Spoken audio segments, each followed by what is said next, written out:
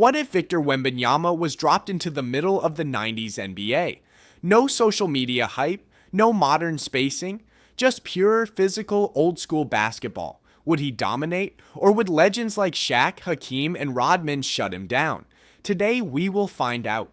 First, let's remember what 90s basketball was. The pace was slower, the paint was crowded, hand-checking was legal, and physical defense wasn't just allowed. It was celebrated. Guys like Charles Barkley and Michael Jordan would clothesline you before letting you get an easy bucket. But here's the thing, Wembanyama isn't a normal person.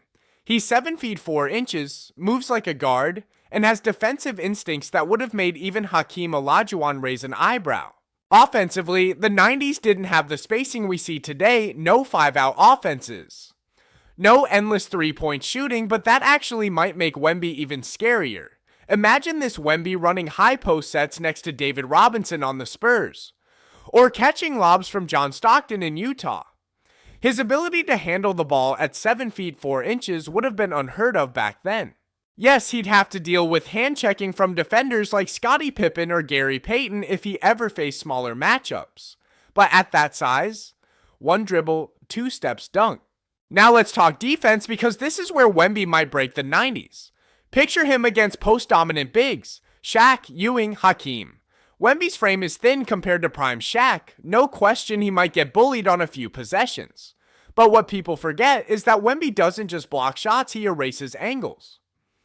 He has a reach that would have made players think twice before even entering the paint.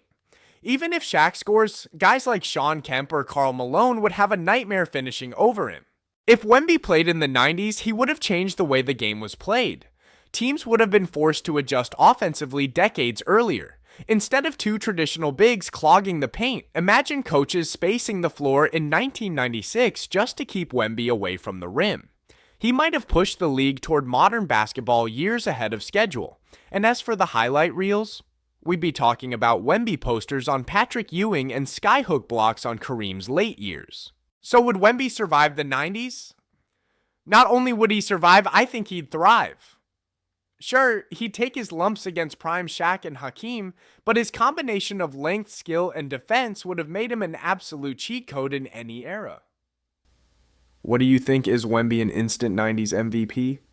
Or would the old school legends humble him real quick? Drop your take in the comments.